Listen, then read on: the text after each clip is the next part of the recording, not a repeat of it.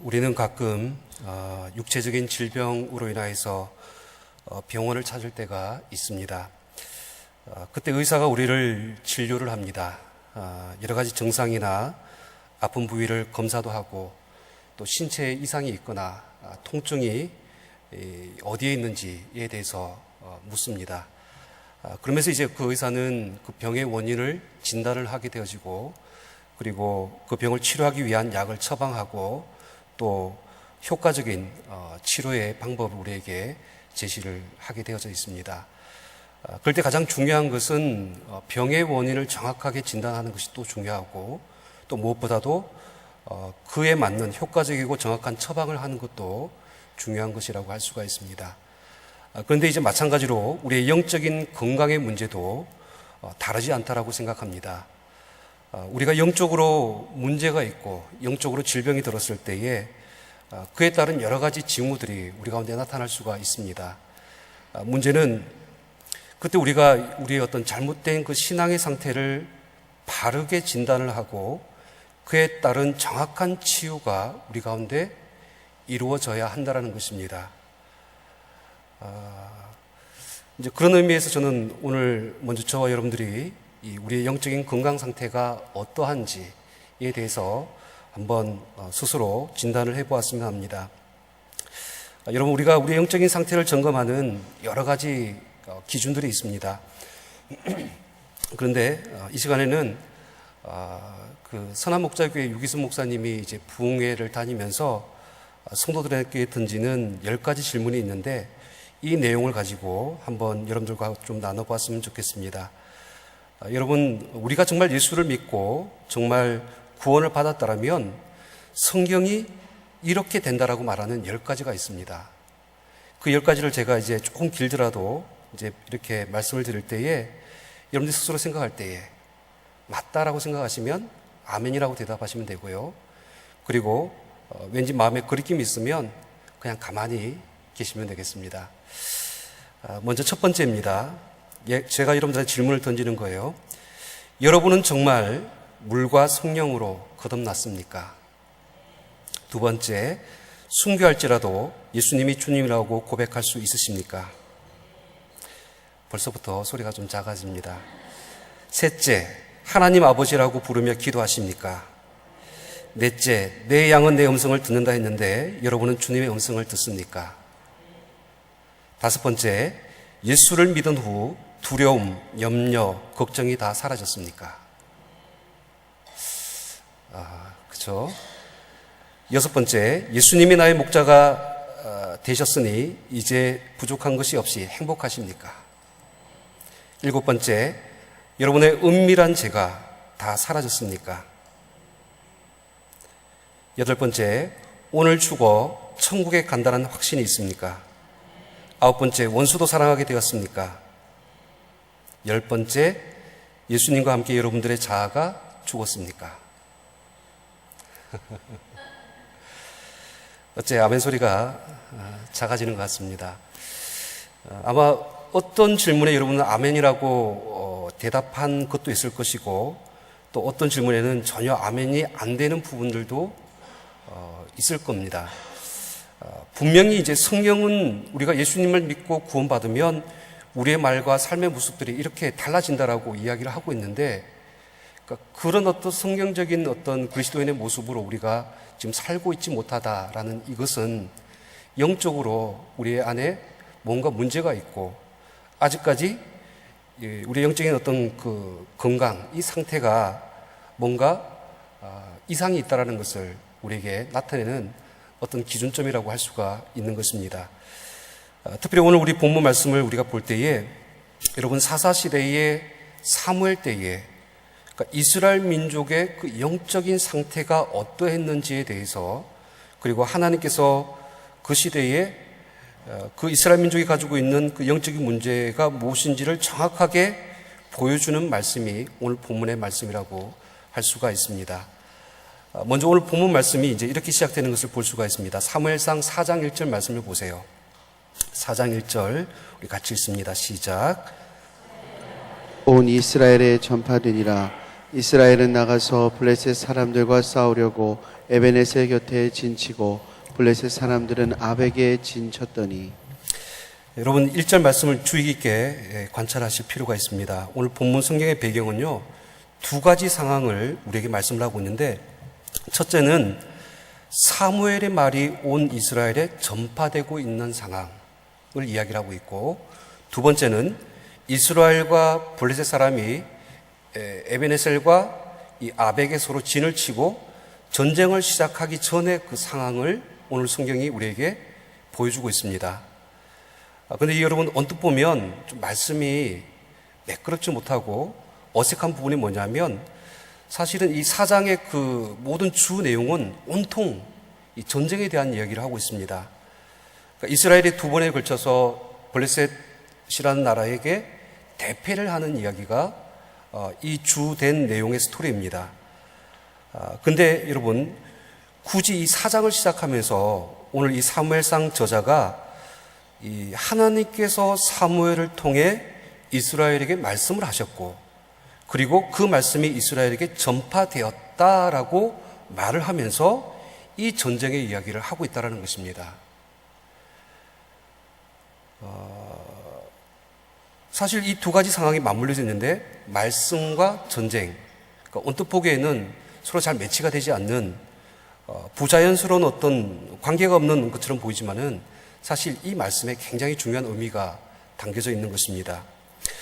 오늘 1절 말씀에 보면 사무엘의 말이 온 이스라엘에게 전파되니라 라는, 여기서 이 원어로 보면 이 말이 전파된다라는 이 말이 완료형이 아니라 진행형입니다. 이 뜻이 무엇이냐면, 지금 현재 계속해서, 그러니까 사무엘을 통하여서 하나님께서 말씀을 하고 있다라는 거예요. 그런 반면에 정작 그 말씀이 전해지고 있는 그 상태의 그 이스라엘 민족의 영적인 모습은 어떠했는가?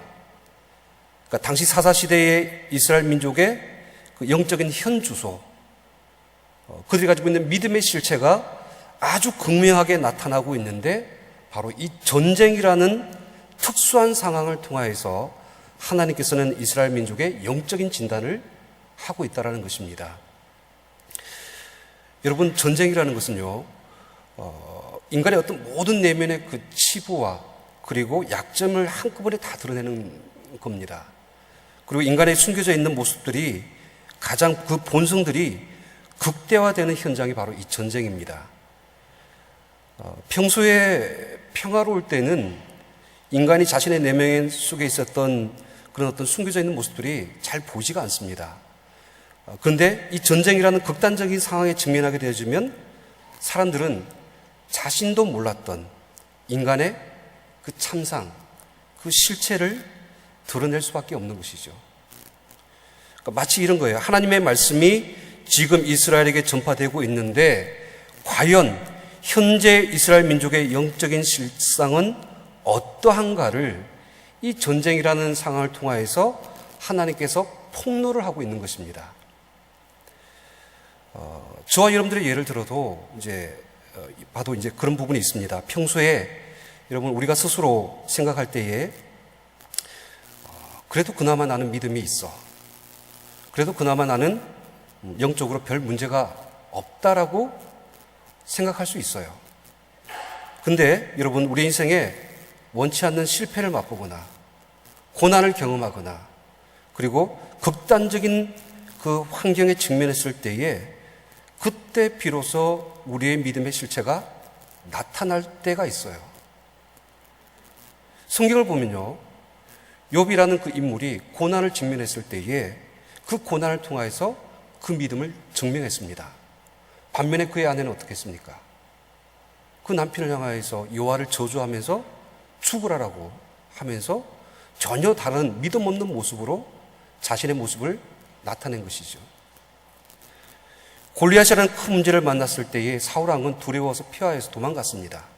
반면에 다윗은 만군의 여호와의 이름으로 그 문제 앞에 담대히 나아가서 그것을 돌파해 나가는 믿음의 모습을 보여주는 것이죠. 고난과 인생의 큰 벽을 직면했을 때에 비로소 저와 여러분들의 믿음의 실상이 나타나는 거예요. 우리가 건강할 때, 가진 것이 부유할 때, 어려움이 없을 때, 그리고 모든 것들이 순조로울 때는 그때는 사실은 잘 몰라요. 하지만 인생의 그 평지가 아니라 광야의 길을 걸어가면 우리의 믿음의 순도가 어느 정도인지를 알 수가 있고, 우리 인생의 어떤 꼭대기가 아니라 그 인생의 밑바닥에 내려가 보면 우리의 어떤 영적인 내면의 그 깊은 곳에 존재하고 있는 그 믿음이라는 것이 우리 삶 속에서 비로소 어떻게 작용하는가를 그때서 비로소 우리가 알 수가 있는 것입니다. 캄캄하고 어둡고 아무것도 보이지 않는 그런 깊은 밤일수록 별이 더욱더 빛나는 것처럼 우리 인생의 공고한 때에, 어둠의 때에, 정말 그때에 비로소 우리의 믿음은 빛을 발하기 시작한다라는 것입니다. 그럴 때 이제 보세요. 이제 오늘 본문으로 돌아가서 오늘 성경은 이스라엘이 이 블레셋과 전쟁을 통하여서 하나님 앞에 그들의 영적인 실상과 치부를 드러내는데 그 내용들이 어떤가를 보셔야 됩니다. 2절과 3절 말씀 우리 같이 읽겠습니다. 시작. 블레셋 사람들이 이스라엘에 대하여 전열을 벌이니라. 그 둘이 싸우다가 이스라엘이 블레셋 사람들 앞에서 패하여 그들에게 전쟁에서 죽임을 당한 군사가 4,000명 가량이라. 백성이 진영으로 돌아오매 이스라엘 장로들이 이르되 여호와께서 어찌하여 우리에게 오늘 블레셋 사람들 앞에 패하게 하셨는고 여호와의 언약궤를 실로에서 우리에게 가져다가 우리 중에 있게 하여 그것으로 우리를 우리 원수들의 손에서 구원하게 하자 하니. 여러분 보시면 이 전쟁의 승패 결과가 나와요. 누가 이겼습니까? 블레셋이 이겼죠. 여러분 이 1차 전쟁에서 무려 이스라엘은 4,000명이 죽고 패배를 당합니다. 그런데 여러분 주목할 것은 3절 말씀이에요. 이 결과를 놓고 이 패배의 원인을 분석하는데 그 이스라엘 장로들이 뭐라고 이야기합니까? 그 패배의 원인. 여호와께서 어찌하여 우리에게 오늘 블레셋 사람들 앞에서 패하게 하셨는고. 그러니까 이런 말을 하고 있다는 거예요. 여러분 이스라엘은요 이 전쟁에서 자기들이 진 이유가 여호와께서 패하게 하셨다라는 사실을 알았습니다. 이스라엘이 자신들이 패배한 그 이유를 그들은 스스로 정확하게 알고 있었다라는 거예요. 어떤 군사력이나 아니면 전술이나 힘의 문제가 아니라 하나님께 이 전쟁이 속한 것이고 그리고 하나님께서 이 전쟁에 패하게 하신 것이다라는 이 사실을 이스라엘 민족이 스스로 알고 있었다라고 지금 실토를 하고 있는 거예요. 근데 여러분 재밌는 것은 여러분 성경에 보시면 이스라엘 전쟁의 역사를 한번 쭉 살펴보세요. 그러면 항상 모든 전쟁 앞에서 이스라엘은 하나님 앞에 나아가서 예배를 드리거나 질문을 이제 구합니다. 하나님, 우리가 나가서 싸울까요? 올라갈까요? 누구를 보낼까요? 그러니까 이런 어떤 질문을 하는 것이 뭐냐면 하나님께서 함께 하시면 이긴다라는, 승리한다라는 그들의 어떤 확신이 그들 가운데 있었기 때문에 그렇다는 것입니다. 반드시 하나님의 뜻을 구하고 전쟁에 나아갔고 그렇게 해서 그 전쟁에서 싸워서 또 승리하는 그 과정이 이스라엘 역사의 그 전쟁사입니다. 근데 반면에 여러분 지들 마음대로 나가서 싸웠던 전쟁들도 있습니다. 뭐 예를 들어서 여리고성을 무너뜨리고 그 다음에 어떤 성이죠? 아이성. 그냥 하나님의 뜻도 구하지 않고 자기들끼리 막 올라갔다가 대패하고 내려오는 그런 전쟁의 모습들도 있는 것입니다.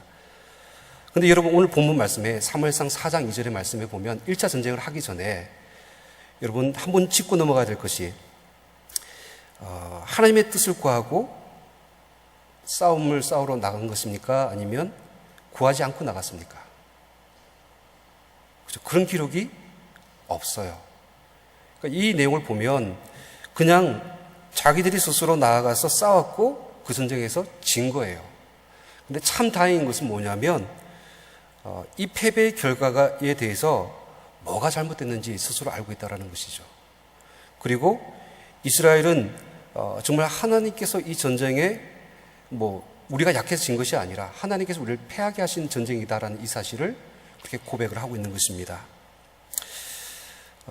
가끔 저와 여러분들도 이런 어떤 고백을 할 때가 있어요. 우리 마음대로 결정하고 우리 마음대로 일을 하다가 또 모든 일들을 진행하다가 실패를 경험할 때가 있습니다. 그럴 때 사실 우리는 그 실패의 원인에 대해서 조금이라도 믿음에 가지고 있는 분이라면 그 이유를 알아요. 내 능력의 부족이거나 아니면 어떤 상황이 도와주지 않았거나 아니면 다른 경제적인 원리나 이런 세상적인 것이 아니라 영적인 이유, 하나님께서 함께 하지 못했기 때문에 라는 그런 우리 안에 그 사실들에 대한 결론들을 우리 안에 가지고 있습니다. 무엇이 잘못됐고 왜 이런 결과가 나온지 우리의 영적인 실수와 잘못을 우리도 모르지는 않는다라는 것입니다.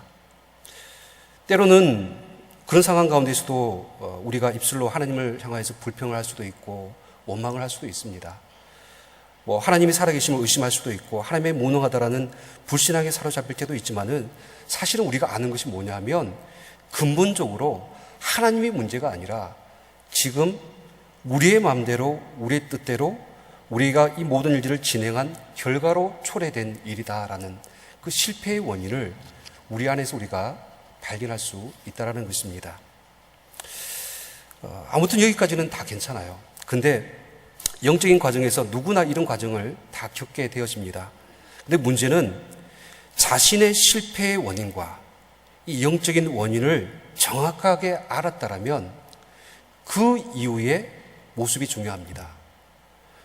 오늘 4절 말씀을 보시면 이스라엘이 그 전쟁의 패배의 원인을 하나님께서 패하게 하셨다 이렇게 판단을 하고 그들이 내놓은 방법, 대안이 이 4절 말씀에 나와요. 여러분 4절 말씀 우리 같이 읽겠습니다. 시작. 이에 백성이 실로에 사람을 보내어 그룹 사이에 계신 만군의 여호와의 언약궤를 거기서 가져왔고 엘리의 두 아들 홈니와 비느하스는 하나님의 언약궤와 함께 거기에 있었더라. 그러니까 이스라엘은 이 문제를 해결하고 승리하기 위해 그 다음으로 내놓은 답이 뭡니까? 언약궤예요. 그러니까 우리가 뭐가 없어서 졌다? 언약궤가 없어서 졌다. 이런 결론을 이끌어내는 것이죠. 그래서 그때 그 당시에 언약궤가 있었던 그 실로의 사람을 보내서 실로에서 에베네셀로 언약궤를 옮겨오게 합니다. 근데 여러분 결론적으로 이야기할게요. 보시면 오늘 결론의 부분 이 언약궤를 가져와서 앞장 세우고 나아간 블레셋과의 2차 전쟁에서 누가 이깁니까? 또 블레셋이 이깁니다. 10절 말씀을 보시면 블레셋 사람들이 쳤더니 이스라엘이 패하여 각기 장막으로 도망하였고 살육이 심히 커서 이스라엘 보병에 엎드러진 자가 몇 명? 3만 명. 그러니까 1차 전쟁보다도 더 큰 패배를 맛보는 것이죠. 그러니까 1차전에서는 4천 명이 죽었고 2차전에서는 무려 3만 명이 사륙되는 이런 패배를 또 맛보게 되는 것이죠. 그럴 때 이렇게 간단하게 정리를 할 수가 있는 것입니다. 그러니까 첫 번째 전쟁에서 패배한 이후에 이스라엘이 하나님이 우리를 패하게 하셨다라는 이 원인 분석, 이것은 정확한 진단이 맞습니다. 그런데 그에 따른 방법으로 내놓은 언약궤를 옮겨와야 된다라는 이 답은 어떻습니까? 결론적으로 틀렸다라는 거예요. 사실 이 내용 속에 이스라엘 민족이 가지고 있는 영적인 상태 그리고 잘못된 믿음의 실체가 그 가운데 있다라는 겁니다. 여러분 뭐가 잘못됐을까요? 성경을 보면 언약궤가 항상 이스라엘 백성의 그 전쟁 앞에서 전쟁이 일어났을 때에 먼저 앞장서서 나아가면 홍해가 갈라지고 요단강이 또 갈라지고 또 모든 싸움마다 다 이겼던 것은 사실입니다. 그런데 굳이 지금 현재 이 블레셋과의 이 전쟁 속에서 언약궤를 세우고 나갔음에도 불구하고 진 이유가 무엇인가, 그 진짜 이유를 우리가 알아야 된다는 것이죠. 여러분, 이스라엘은 언약궤를 하나님으로 대체했습니다. 이 말을 잘 이해하셔야 됩니다. 여러분, 언약궤는요, 하나님의 임재를 상징하는 것은 맞습니다. 하지만 언약궤가 하나님은 아닙니다. 언약궤는 하나님이 함께 하심을 나타내는, 상징하는 것은 맞습니다. 하지만 그렇다고 해서 언약궤가 하나님은 될 수가 없습니다. 지금 이스라엘 백성들은요, 에베네셀 그 자기 진영에 언약궤가 들어왔을 때 막 환호하면서 이제 우리가 이겼다. 단지 그 언약궤라는 그 하나 때문에 그것만 바라보면서 이 전쟁을 우리가 이길 수 있다는 어떤 믿음의 착각을 가지고 있습니다. 이 언약궤가 마치 하나님처럼 그렇게 생각을 했다는 것이죠. 언약궤를 하나님으로 대체했다. 이 말을 다른 말로 바꾸면 언약궤가 그들에게 우상이 되었다는 겁니다. 여러분, 우리가 잘 아는 출애굽 사건 그 가운데서 시내산에서 모세가 시내산에 올라가서 십계명을 받을 때에 그 산 아래 있었던 이스라엘 민족들이 무엇을 만듭니까? 금송아지를 만들잖아요. 그러면서 이제 이 금송아지를 만들고 그 이스라엘 백성들이 하는 말이 뭐냐면 우리를 애굽 땅에서 인도하여 내신 여호와 하나님이다라고 그렇게 이야기를 합니다. 당장 하나님이 그들의 눈에 보이지는 않고 모세는 산에 올라가서 아무런 소식도 없고 하나님의 음성은 들리지 않으니까 그들은 하나님 같은 것을 찾은 거예요. 그래서 하나님을 만들었습니다. 그리고 그것에다가 그들의 믿음을 던진 거예요. 이것이 우상이에요.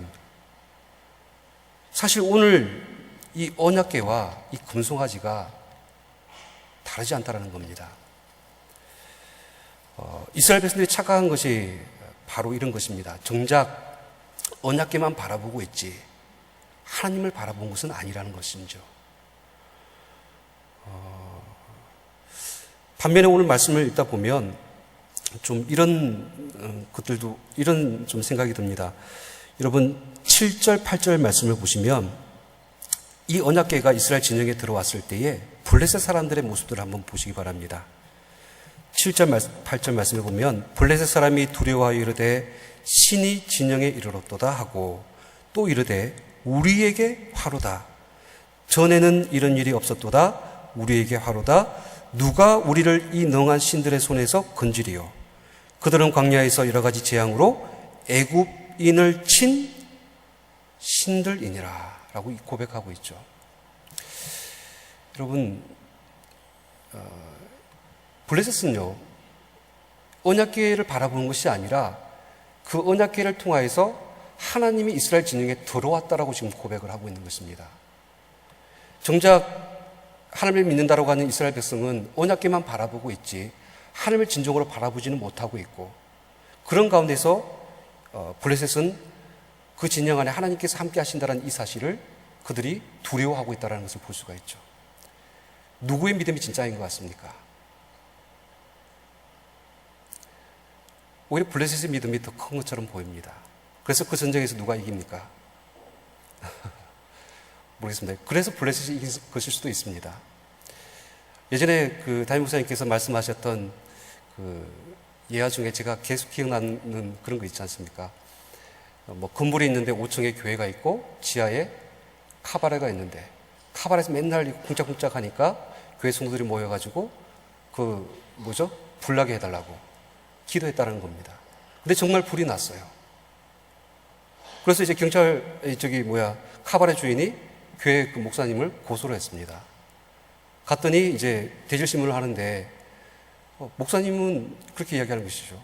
우리가 어떻게 기도했다고 정말 불이 났을까요? 이렇게 이야기하고, 응? 아니 당신들이 기도해서 불이 난 거 맞잖냐고 카바레 주인은 이렇게 주장한. 누구 믿음이 더 나아 보입니까?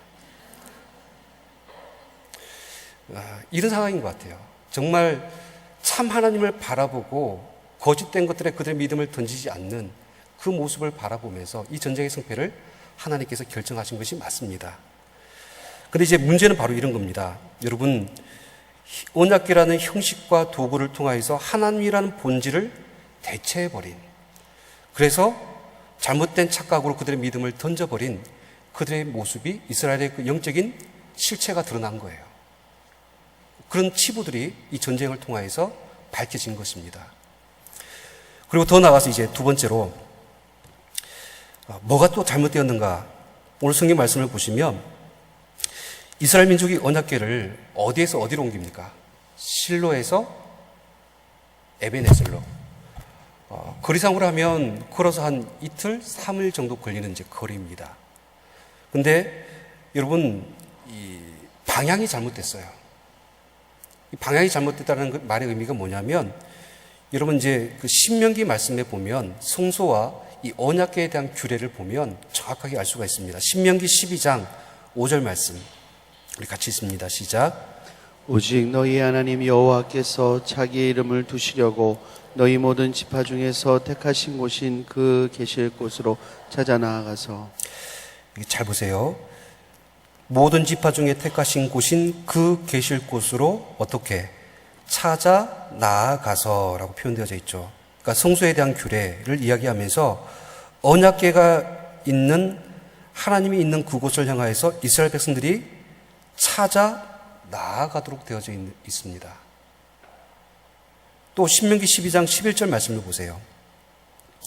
너희는 너희 하나님 여호와께서 자기 이름을 두시려고 택하신 그곳으로 내가 명령하는 것을 모두 어떻게 해요? 가지고 갈지니. 그러니까 법궤가 있는 성소로 그 백성이 나아가는 것이 맞습니다. 자신들의 필요와 요구에 의해서 그 언약궤를 자기에게 옮겨오는 것이 아니라 자신들이 하나님을 향하여서 나아갔다는 것이죠. 실로에서 에베네셀이 아니라 에베네셀에서 실로로 나아가는 방향이 옳았다는 것입니다. 그럴 때 여러분, 이 잘못된 방향의 문제, 또 그렇게 해도 된다라고 만약에 이제 이스라엘 백성들이 그렇게 판단을 했고 그렇게 진행을 했지 않습니까? 이런 어떤 사고 속에는 아주 무서운 생각이 숨겨져 있습니다. 그것이 무엇이냐면 사람이 이 언약궤를 자신의 필요에 따라서 옮겨서 원하는 것을 이룰 수 있다는 믿음입니다. 이것을 좀 다른 말로 바꿔서 엄밀하게 이야기하면 사람이 하나님을 자신의 마음대로 옮겨서 부려서 조정하여서 내 뜻을 이루려고 하는 신앙이라는 거예요. 마치 우리가 그 동화책에서 읽는 알라딘의 램프처럼 하나님을 그렇게 취급을 하는 겁니다. 소원을 빌어서 도깨비방망이처럼 풀이려는 그런 어떤 왜곡된, 변질된 그 믿음의 모습을 지금 이스라엘 백성들이 이 전쟁 상황 가운데서 보여주고 있는 겁니다. 당장 전쟁에 이겨야 된다는 그 현실의 문제에 급급하여서 하나님을 경홀히 여기고 주님을 자신의 목적을 이루기 위한 도구쯤으로 생각하는 그런 믿음의 상태를 나타내고 있는 것입니다. 여러분, 근데 중요한 것은 하나님을 우리도 그런 식으로 대할 때가 너무 많습니다. 하나님을 내 소원이나 뜻을 이루기 위한 어떤 필요한 분쯤으로, 아니면 하나님께 우리가 찾아 나아가는 것이 아니라 정말 하나님께 나아가서 하나님의 말씀 앞에서 내 뜻과 내 어떤 그 모든 것들을 굴복시키는 것이 아니라 내 뜻에 하나님을 맞추려고 하고 하나님을 그렇게 나의 필요에 의해서 구하는 그런 어떤 분으로 우리가 생각할 때가 너무나 많다라는 것이죠. 이것이 얼마나 무서운 생각입니까?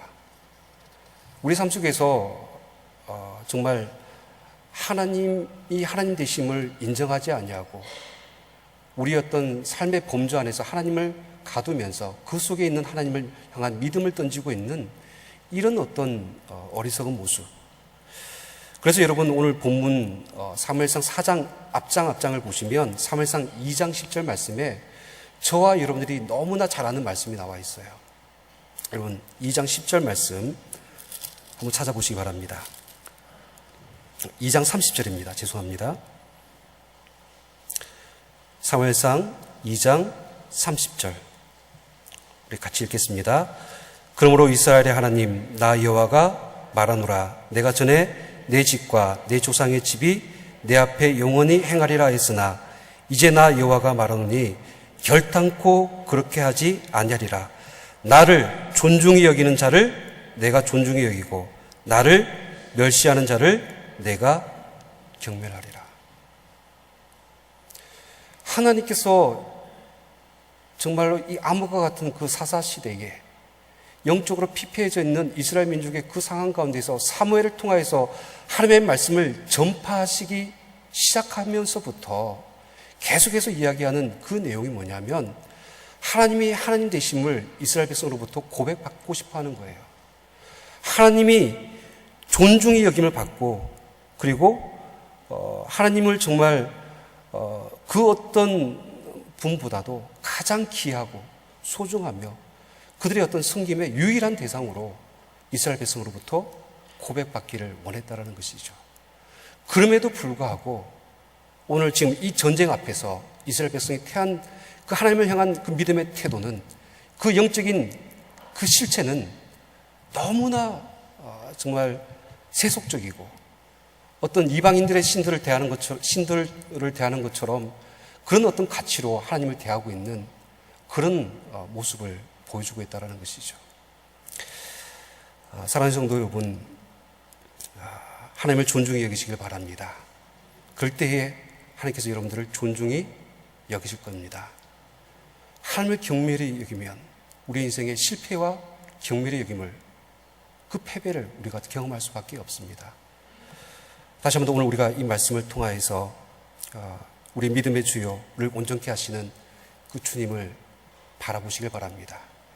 그 주님을 향하여서 우리의 믿음을 고백하시고 그 주님을 통하여서 우리 삶 속에 이제 패배가 아니라 에베네셀 그 삶의 현장에서 하나님의 그 도우심으로 능력으로 정말로 살아서 역사하시는 그 실체가 되시는 그 하나님의 그 도우심으로 승리를 맛보시는 저 여러분들 되시기를 주님으로 축원드립니다.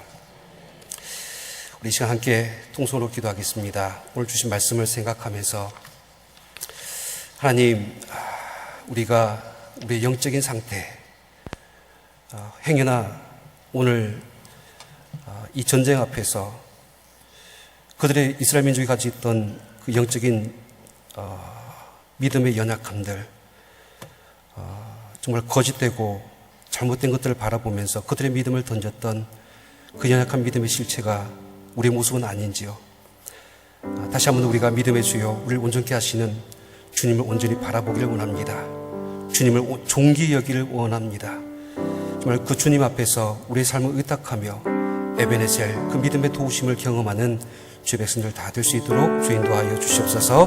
함께 통성으로 기도하겠습니다. 살아계신 하나님 아버지, 우리의 믿음이 연약합니다.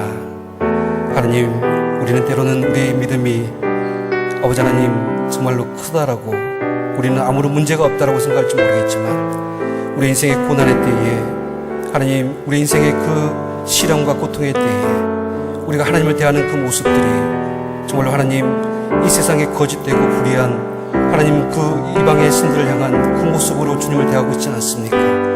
하나님을 멸시하고 존귀 여기지 아니하며 정말 하나님을 온전히 바라보지 못하고 거짓된 것들에 우리의 믿음을 던지는 우리의 영적인 그 실체를 우리가 하나님 앞에 고백할 때에 하나님, 이제 우리가 주님을 바라보기를 원합니다. 이제 주님 앞에 우리 온전한 믿음을 하나님 앞에 드리기를 원합니다.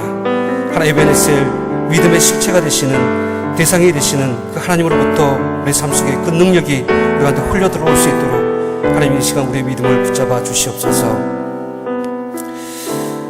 계속해서 우리 이 시간 기도할 때에 나라와 민족을 위하여서 기도해 주시고 또 몸된 교회가 천안과 아산 지역에 복음의 등불을 밝히고 구원의 방주로서 사용되어 줄 수 있도록 또 만천백의 비전이 주님의 뜻 가운데 이루어질 수 있도록 기도해 주시기 바랍니다.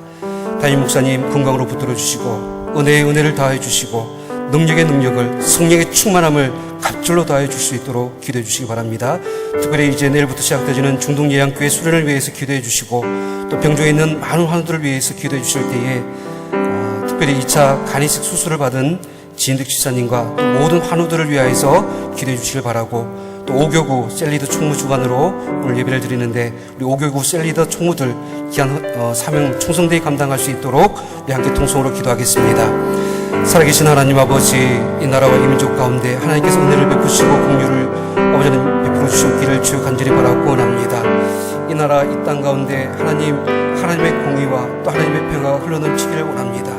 하나님을 믿는 믿음 가운데서 이 나라 이 민족이 변화되어지고, 하나님 정말로 주님 앞에 돌아오는 역사, 주님 앞에 정말로 우리의 믿음의 실체를 하나님 우리가 고백할 때에 하나님을 떠나서 거짓된 것들을 향하여서 나아가는 하나님 이 나라 이 민족의 아버지는 불의한 모습들을 주님 불쌍히 여겨주시옵시고, 이제 하나님의 거룩한 제사장 나라, 하나님의 거룩한 백성으로 회복되어 줄 수 있도록 인도하여 주옵소서. 몸된 교회가 예수 그리스도의 피값으로 세우셨음을 믿습니다. 이 천안과산 지역에 복음의 등불로 구원의 방주로서 귀하게 들어서 사용하여 주옵시고, 만천백의 비전이 우리 가운데 주님의 뜻 가운데 이루어질 수 있도록 인도하여 주시옵소서.